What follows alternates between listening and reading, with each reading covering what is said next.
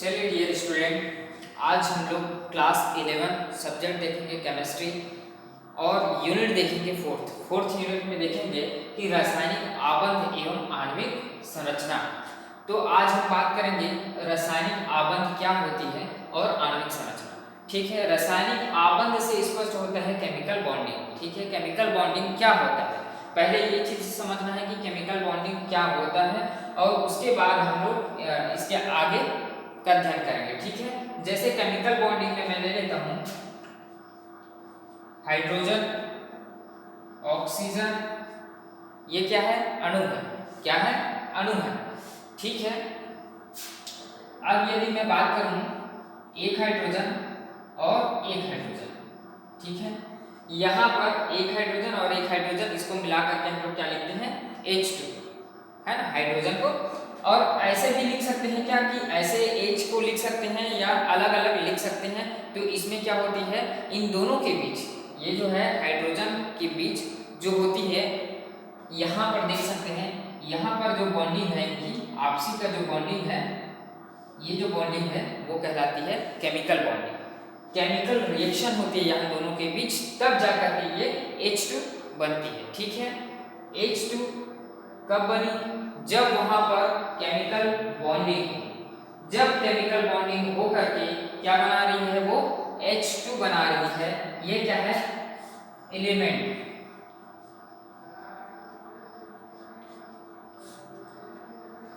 और ये क्या है, रासायनिक आबंध।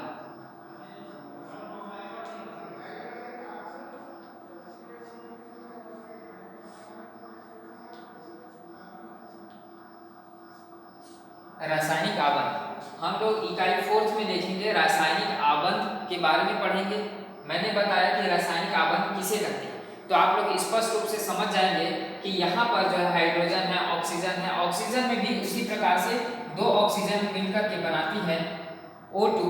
अब यहाँ पर देख सकते हैं, यहाँ पर भी क्या होती है, केमिकल बॉन्डिंग,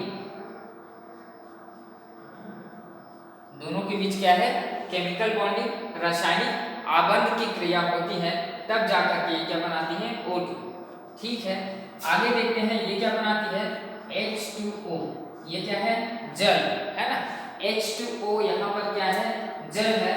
और यहाँ पर देख सकते हैं H2O एक प्रकार का कंपोनेंट है। यहाँ कंपोनेंट क्यों बोल रहा हूँ, क्यों, क्योंकि ये दो या दो से अधिक अणु से मिल करके जो यौगिक बनता है उसे हम लोग क्या बोलते हैं, कंपोनेंट। अब इसको हम लोग बोल सकते हैं एक प्रकार का कंपोनेंट। ये क्या है, दो यहाँ पर अणु है ना, दो एलिमेंट मिलकर के जो है क्या बना रहे हैं, दोनों एलिमेंट के बीच जो है आपसी में जो बॉन्डिंग है वो केमिकल बॉन्डिंग है, रासायनिक आबंध है। अब यदि दोनों को हम मिला देते हैं तो दो यहाँ पर अणु मिलकर के क्या बनाती है, परमाणु बनाती है, और यहाँ पर इसको बोल सकते हैं कंपोनेंट। तो आप लोग सब समझ जाइएगा कि यहाँ पर जो है रासायनिक आबंध की हम लोग बात कर रहे हैं, तो रासायनिक आबंध क्या होगा। ठीक है, आगे हम बात करते हैं कि रासायनिक आबंध का इंट्रोडक्शन देखते हैं कि इंट्रोडक्शन में आप लोग क्या लिख सकते हैं, तत्व आपस में संयोग करके यौगिक बनाते हैं। ठीक है, यहाँ तक क्लियर है कि कोई भी तत्व ले लेते हैं और वहां पे आपसी संयोग करके क्या बनाती है, दो तत्व लेते हैं,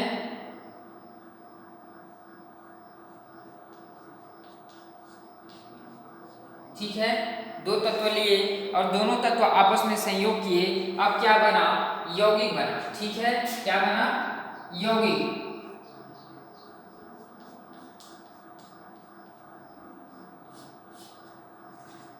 अब आगे हम बात करते हैं कि हम जानते हैं कि परमाणु का कोई स्वतंत्र अस्तित्व नहीं होता है। परमाणु का क्या होता है, कोई स्वतंत्र अस्तित्व ही नहीं होता है।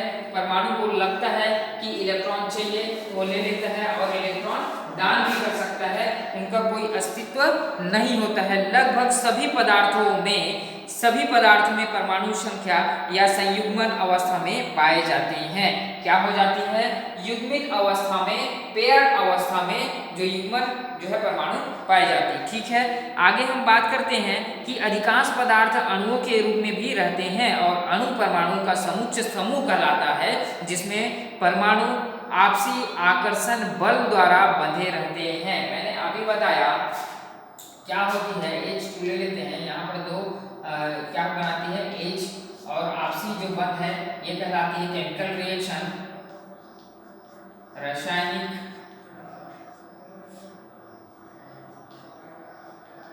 आबंध, रासायनिक आबंध बनाती है।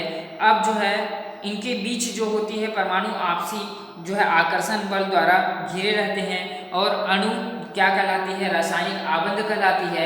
जैसे हम लोग यहाँ पर देख सकते हैं हाइड्रोजन में, हाइड्रोजन गैस क्या है? अणुओं के रूप में रहता है, जिसमें प्रत्येक अणु में दो परमाणु होते हैं, प्रत्येक अणु में दो परमाणु होते हैं, एक और एक, दो परमाणु होते हैं। याद रखिएगा, दो परमाणु होने के साथ साथ एक दूसरे में क्या होती है? रासायनिक बंध द्वारा जुड़े रहते हैं, और रासायनिक बंध द्वारा क्या रहते हैं? जुड़े रहते हैं। और ये क्रिया करके क्या बनाती है? H2O। ये क्या है? H2O में क्या है? दो हाइड्रोजन है और एक ऑक्सीजन के साथ साझा करते हैं और साझा करके ये बंध बनाते हैं। तो समझ में आ गया होगा कि रासायनिक आबंध क्या है। ठीक है, ये इंट्रोडक्शन पार्ट है, इनमें इंट्रोडक्शन पार्ट में ये रासायनिक आबंध को समझाना है। अब हम बात करते हैं नेक्स्ट, संयोजी इलेक्ट्रॉन, है ना, वैलेंस इलेक्ट्रॉन क्या होती है। तो वैलेंस इलेक्ट्रॉन को समझने से पहले हम बात कर लेते हैं, वैलेंस इलेक्ट्रॉन को समझने से पहले मैं बात करूं तो वैलेंस कोष को देखें तो क्या होती है? संयोजी कोष क्या है? तो संयोजी कोष को मैं बता दूं, संयोजी कोष क्या है और संयोजी इलेक्ट्रॉन क्या होती है। ठीक है, यहाँ पर दो शब्द आते हैं, संयोजी कोष और संयोजी इलेक्ट्रॉन, दो शब्दों से मिलकर के बना होता है। पहले हम बात करें संयोजी इलेक्ट्रॉन की, तो संयोजी कोष के बाद संयोजी इलेक्ट्रॉन की बात करें तो पहले देखें संयोजी इलेक्ट्रॉन।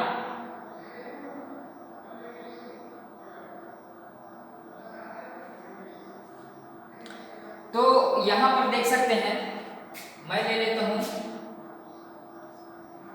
यह है नाभिक, ठीक,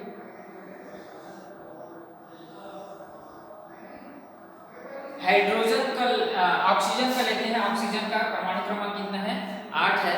और यहाँ पर देख सकते हैं कि ऑक्सीजन का मैंने लिया, इनका परमाणु क्रमांक कितना होती है? 8 होती है। अब इनमें हम बात करेंगे संयोजी कोष क्या होती है। ठीक है, तो संयोजी इलेक्ट्रॉन उसके बाद हम लोग बात करेंगे। तो हाइड्रोजन की कितना है, यहाँ ऑक्सीजन की कितना है? 8 परमाणु क्रमांक है।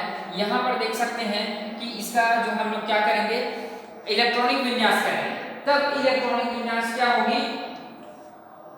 8 है तो इसको कोषों में भरेंगे 6, 7, 8। ठीक है, 6 और 8, मतलब पहली कोष में कितनी इलेक्ट्रॉन्स है? यहाँ पर इलेक्ट्रॉन 2, तो मैं डॉट से इसको दर्शाता हूँ, यहाँ पर कितने इलेक्ट्रॉन हैं?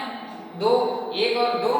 ठीक है, अब जो है दूसरे कोष में, यानी कि फर्स्ट कोष में हमने भर लिया, दूसरे जो उप कोष है उसमें देखें तो कितना इलेक्ट्रॉन है? 6 इलेक्ट्रॉन, 1, 2, 3, 4, 5 और ये 6 इलेक्ट्रॉन मैंने भर दिया। तो यहाँ पर देख सकते हैं कि 2 और ये 6 इलेक्ट्रॉन मैंने भर दिया। तब देख सकते हैं कि बाहरी कोष में कितने इलेक्ट्रॉन? 6 इलेक्ट्रॉन। तो यही जो बाहरी कोष में जो इलेक्ट्रॉन पाए जाते हैं वो क्या कहलाती है? संयोजी कोष। याद रखिएगा, यहाँ पर ये क्या है? संयोजी कोष।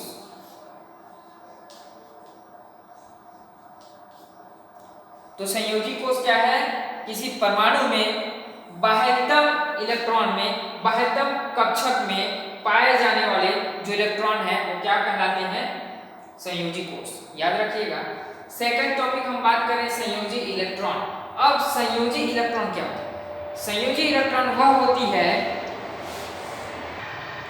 देखो संयोजी कोष मैंने बताया कि सबसे बाहरी कोष में जितने भी इलेक्ट्रॉन भरे जाते हैं वो क्या कहलाती है? संयोजी कोष कहलाती है। और संयोजी कोष में कितने इलेक्ट्रॉन्स पाए जाते हैं? याद रखिए बात को, संयोजी कोष में कितने इलेक्ट्रॉन पाए जाते हैं वो इलेक्ट्रॉन क्या कहलाती है, संयोजी इलेक्ट्रॉन्स। याद रखिए संयोजी कोष क्या है, परमाणु के सबसे बाह्यतम कोष में इलेक्ट्रॉन भरी जाती है, जो बाह्यतम कोष है क्या कहलाती है, संयोजी कोष कहलाती है। और संयोजी कोष में जितने इलेक्ट्रॉन्स पाए जाते हैं वही क्या कहलाती है, संयोजी इलेक्ट्रॉन्स। यहाँ तक आप सभी को क्लियर हो गई, ठीक है। अब मैं बात करूं सोडियम, सोडियम की बात करूं तो सोडियम में कितने परमाणु क्रमांक है, 11। सोडियम की बात करें परमाणु क्रमांक कितना है, 11 है। अब इसका इलेक्ट्रॉनिक विन्यास करेंगे तो संयोजी कोष यहाँ पर कितने मिलेगी हम लोग को, उसके बारे में अध्ययन करें तो इलेक्ट्रॉनिक विन्यास करें 8, 9, 10 और 1 11। अब देखो सबसे बाहरी कोष में कितने इलेक्ट्रॉन्स है, 1 इलेक्ट्रॉन, ये क्या कहलाएगी इनकी संयोजी कोष। और संयोजी कोष में जितने इलेक्ट्रॉन्स प्रेजेंट हैं वो क्या कहलाएगी, संयोजी इलेक्ट्रॉन्स, ठीक। अब देखो यहां पर संयोजी इलेक्ट्रॉन में लिखिएगा कि बाह्यतम कोष में उपस्थित इलेक्ट्रॉन की संख्या पर निर्भर करती है। क्या, अणु की रचना में परमाणुओं के सभी इलेक्ट्रॉन्स भाग नहीं लेते हैं और परमाणुओं के बाह्य कोष में उपस्थित इलेक्ट्रॉन ही रासायनिक बंध निर्माण में भाग लेते हैं। ये इलेक्ट्रॉन संयोजी इलेक्ट्रॉन कहलाते हैं। और इस प्रकार सबसे बाह्यतम कोष में जो है संयोजकता कोष, वैलेंस सेल जिसको कहा जाता है, इस क्रम में बताया गया। कौन बताया है इसको, J.N. लुईस ने 1916 में बताया, ठीक है। अब बात आती है यहाँ पर संयोजकता। अब संयोजकता क्या होती है देखते हैं, चलिए बात आती है संयोजकता की। तो संयोजकता क्या होती है देखते हैं। संयोजकता किसी परमाणु के द्वारा बंध बनाने के लिए, किसी परमाणु के द्वारा बंध बनाने के लिए जितने इलेक्ट्रॉन्स की क्या करती है, वो दान करती है या ग्रहण करती है या उनके साथ साझा करती है, तो उनकी क्या कहलाती है, वो संयोजकता कहलाती है। याद रखिए संयोजकता क्या है, शॉर्ट क्वेश्चन में आ सकता है कि किसी परमाणु के द्वारा बंध बनाने के लिए जितने इलेक्ट्रॉनों की दान या ग्रहण या साझा किए जाते हैं वो उनकी संयोजकता कहलाती है। अब इसको संयोजकता को आप अयुग्मित इलेक्ट्रॉनों की संख्या क्या है,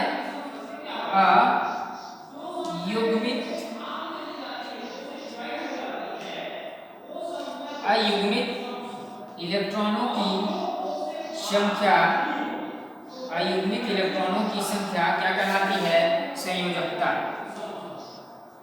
संयोजकता, ठीक है। ये आप लोग शॉर्ट में लिख सकते हैं, अयुग्मित इलेक्ट्रॉनों की संख्या इनकी संयोजकता कहलाती है। अब हम बात करते हैं इलेक्ट्रॉनिक विन्यास लुईस अवधारणा।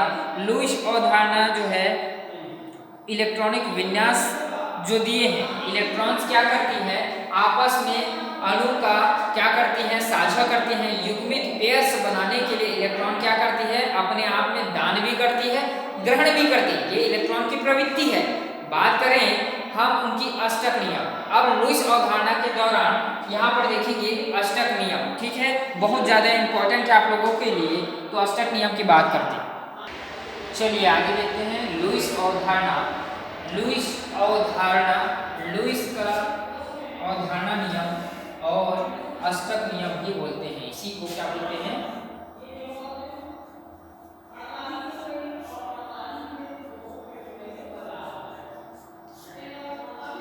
अष्टक, ठीक है। यहाँ पर देखते हैं जितनी अक्रिय गैस होती है ना, अक्रिय गैसों के इलेक्ट्रॉनिक विन्यास से स्पष्ट होता है कि हीलियम को छोड़कर, हीलियम को क्या करते हैं, हीलियम को छोड़ करके सभी जो गैसें होती है जो अक्रिय गैसों के अंतर्गत आती है, अन्य सभी गैसों को बाह्यतम कोष में देखें तो sp2, s2 और p6 के 8 इलेक्ट्रॉन्स होते हैं। ये गैसें अक्रिय तथा अस्थायी या स्थायी, अक्रिय होती मतलब क्या होती है, स्थायी होती है, और क्या होती है, उत्कृष्ट गैसें कहा जाता है। हीलियम को छोड़कर बाकी जितने गैसें हैं क्या होती है, स्थायी होती है। यदि मैं बात करूं हीलियम की तो इधर मैं लिख देता हूं पहला है हीलियम, और हीलियम को छोड़ करके जितने हैं, हीलियम का परमाणु क्रमांक कितना होता है? 2 होता है। ठीक है, ये क्या है? परमाणु क्रमांक कितना होता है? 2 होता है। तो हम बात करेंगे आज अष्टक नियम की। तो अष्टक नियम यही बोलते हैं कि यहाँ पर जितने सारे अक्रिय गैस के इलेक्ट्रॉनिक विन्यास करेंगे, जिसमें हीलियम को छोड़ करके बाकी सभी गैसें क्या होती है, उसकी S2 और P6 के 8 जो इलेक्ट्रॉन होते हैं वो क्या होती हैं? अक्रिय, यानी कि स्थायी होते हैं, उत्कृष्ट गैसें कहा जाता है। अतः प्रत्येक तत्व के परमाणु अपने निकटतम अक्रिय गैसों के समान स्थायी विन्यास प्राप्त कर लेते हैं। तो मैंने यहाँ पर अष्टक नियम का क्या लिखा है, डेफिनेशन यहाँ पर लिख दिया हूँ। यहाँ पर डेफिनेशन देख सकते हैं कि कोई परमाणु अणु बनाते समय, कोई परमाणु अणु बनाते समय, मैंने अभी बताया था कि अणु और परमाणु क्या होती है। कोई परमाणु अणु बनाते समय रासायनिक बंध बनाने के लिए इलेक्ट्रॉनों का क्या करती है? त्याग कर, इलेक्ट्रॉनों का त्याग कर अथवा ग्रहण कर अथवा पेयरिंग, सभाजन करके अपने बाह्यतम कोष में अष्टक मतलब 8 इलेक्ट्रॉन्स, क्या? अष्टक नियम मतलब 8 इलेक्ट्रॉन्स पूरा करने की प्रवृत्ति रखते हैं, उसे अष्टक नियम कहते हैं। दैट इज मोस्ट इंपॉर्टेंट आप लोग का टॉपिक है अष्टक नियम। इस यूनिट से ये पूछा जाता ही है कि अष्टक नियम क्या है। तो आप लोग एक बार फिर से पढ़िए।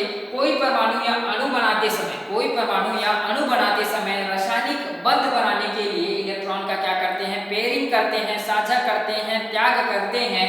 अब उनके बाह्यतम कोष के जो 8 इलेक्ट्रॉन होते हैं, उनकी बाह्यतम कोष में 8 इलेक्ट्रॉन को पूरा करने की प्रवृत्ति अष्टक नियम कहलाती है। याद रखिए अष्टक नियम।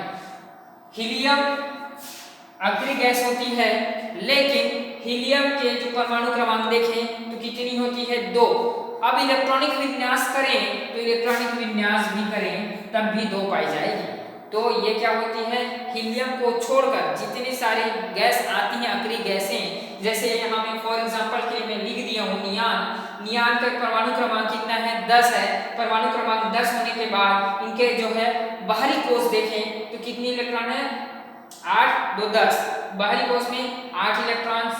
यहाँ पर देखो बाहरी कोष कितने इलेक्ट्रॉन्स? 8 इलेक्ट्रॉन्स। आर्गन में देखें कितने होते परमाणु क्रमांक आर्गन की? 18। अब इनकी बाहरी कोष देखें, इसमें भी 8 इलेक्ट्रॉन्स पाई जाती है। अब देखें कृप्टान के बाहरी कोष में कितने इलेक्ट्रॉन्स पाई जाती है? 8 इलेक्ट्रॉन्स। तो 8 इलेक्ट्रॉन्स पाई जाती है कौन? अक्रिय गैस।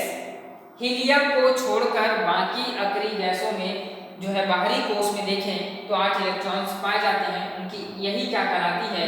अष्टक नियम। याद रखिए अष्टक नियम कहलाती है।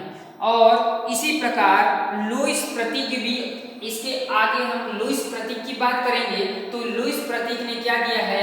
लुईस यही बोला है कौन? कोशेल तथा लुईस ने 1916 में यह जो नियम है दिया है। और उसके बाद ये अमेरिकी साइंटिस्ट हैं गिलबर्ट और न्यूटन लुईस ने परमाणु के संयोजी इलेक्ट्रॉन को दर्शाने के लिए इलेक्ट्रॉन बिंदु प्रतीक या लुईस प्रतीक का प्रयोग किया है। तो लुईस प्रतीक किस प्रकार से दर्शाई जाती है? जैसे मैं बात करूं लिथियम की, तो लुईस प्रतीक किस प्रकार से दर्शाती है?